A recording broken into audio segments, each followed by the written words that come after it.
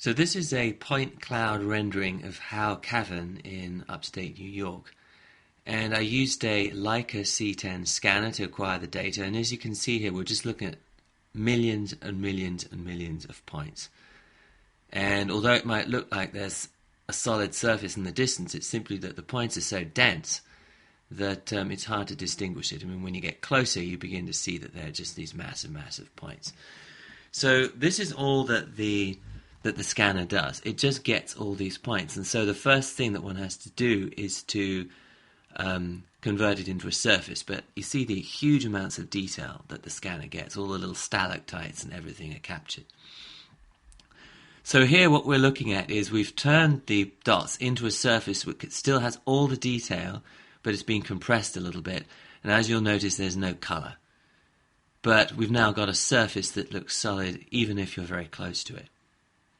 Now, one of the amazing things about this technology is that I'm actually going in a part of the cave where no camera would be allowed to go. So once you've got your 3D model, you can walk through it with complete freedom of movement. You can go anywhere. You could go through the walls. You could look outside the cave.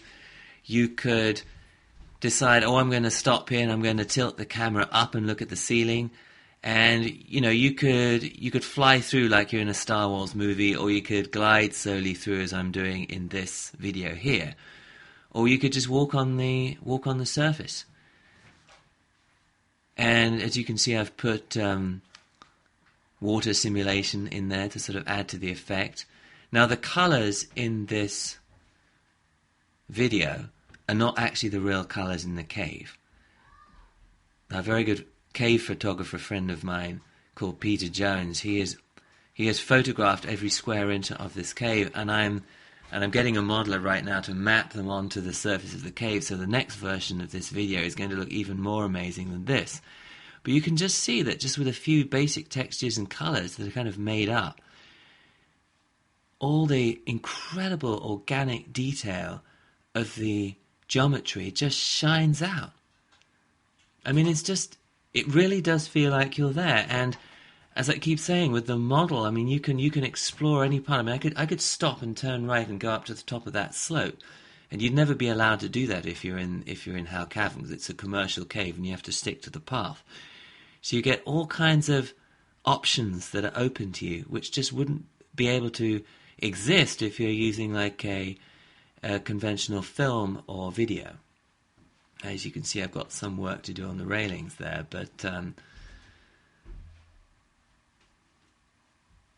mean, once the color has been mapped onto the geometry, you're going to get an experience which is about as close to the real thing as you will be able to get, combined with the complete, absolute freedom of movement, which is not possible with a lot of similar technologies where you can look around at 360 degrees. You're always going to be at the mercy of the camera, which you're not in this case. This gives you an example of some of the sort of extra fun stuff you could do. Like you could fill it with water and sort of pretend that it's flooded.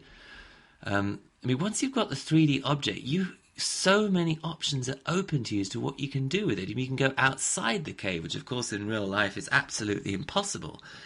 And you can see what it looks like from outside, or you can fill it with water, or you could change the weather conditions if you're in an outside environment.